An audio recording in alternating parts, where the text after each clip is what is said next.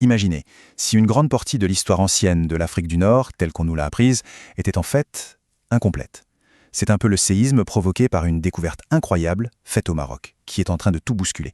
On va plonger ensemble dans l'histoire de cet empire qu'on avait tout simplement oublié. Alors, pour bien saisir à quel point cette découverte est énorme, il faut d'abord poser le décor. Revenons à ce qu'on connaît bien, ce qui est écrit dans tous les livres d'histoire, la présence de Rome, la superpuissance de l'époque en Afrique du Nord. On a souvent l'image de ces provinces lointaines comme des sortes de postes frontières un peu perdus. Mais pas du tout. La Mauritanie-Tingitane, en gros le Maroc actuel, c'était une pièce maîtresse de l'Empire. C'était un centre économique super dynamique, un vrai carrefour commercial où ça bougeait tout le temps. Et sa richesse, elle venait d'où? Eh bien de ses exportations qui étaient ultra prisées dans tout l'Empire. On parle d'huile d'olive d'excellente qualité, de vins très réputés, et puis le fameux garum. C'était une sauce de poisson fermentée, un peu le produit de luxe ultime de l'époque. Ça s'arrachait à prix d'or à Rome. Ok, donc on a une province romaine riche et prospère. Parfait. Mais l'histoire de cette région, elle ne commence évidemment pas avec les Romains. C'est là que la vraie question se pose. Qu'est-ce qu'il y avait avant? Avant Rome? Et c'est là que ça devient fascinant. Parce que pendant très très longtemps, l'histoire de cette région avant Rome, c'était un trou noir, une page blanche. On parle de milliers d'années complètement silencieuses, comme si rien ne s'était passé. C'est exactement ce que dit cette étude toute récente. On a quasiment 9 millénaires d'histoire locale qui sont très peu connues, et surtout cette période entre 4000 et 1000 avant notre ère. Les archéologues ont un mot pour ça. Une lacune. C'est un vide, un trou immense dans notre connaissance du passé. Cette frise chronologique, c'est très parlant. Des milliers d'années où on ne savait quasiment rien. Un mystère complet. Et c'est justement ce vide immense qu'une découverte est en train de remplir. Et pas qu'un peu. Bon, eh bien ce silence assourdissant, il vient d'être brisé. Et de manière fracassante. Tout ça grâce à un site archéologique, celui de l'Oued Bet. Accrochez-vous parce que ça va changer pas mal de choses. Donc tout se passe là au Maroc, sur un site qu'on appelle Oued-Bert. C'est là que les archéologues ont trouvé quelque chose. Et ce quelque chose, c'est la clé qui va nous permettre de résoudre une très très vieille énigme. Premier choc, la date. On a daté le site à environ 3400 avant notre ère. Attendez, ça veut dire plus de 3000 ans avant les Romains.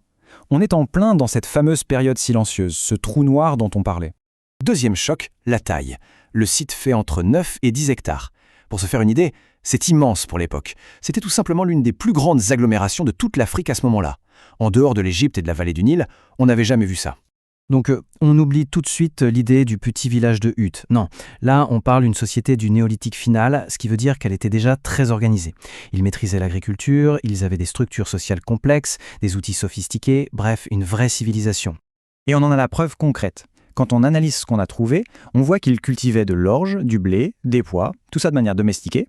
Ça montre une agriculture vraiment bien développée, pas juste de la cueillette. Ils savaient ce qu'ils faisaient. Mais le plus fou, c'est peut-être ça. Cette grande communauté n'était pas du tout isolée, perdue au milieu de nulle part. Non, tout indique que Oued-Bet était en fait un carrefour majeur, une vraie plaque tournante de l'ancien monde méditerranéen. Et comment on le sait?